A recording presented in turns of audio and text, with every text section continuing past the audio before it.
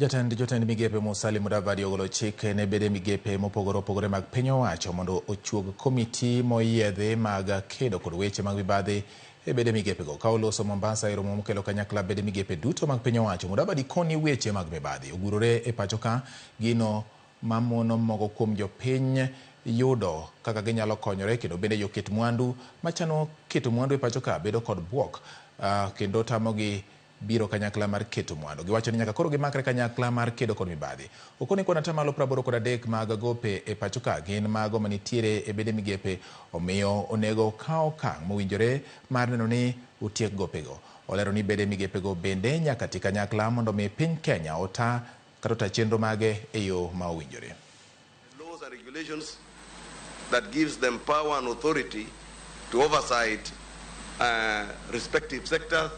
We want to encourage them to wait less on instruction and implement more on what the law is telling them, so that we have equity, we have fairness, we have accountability, and we have objectivity when it comes to service delivery. And the way the PSS did it, PSS are the ones to chair those corruption prevention committees in their ministries.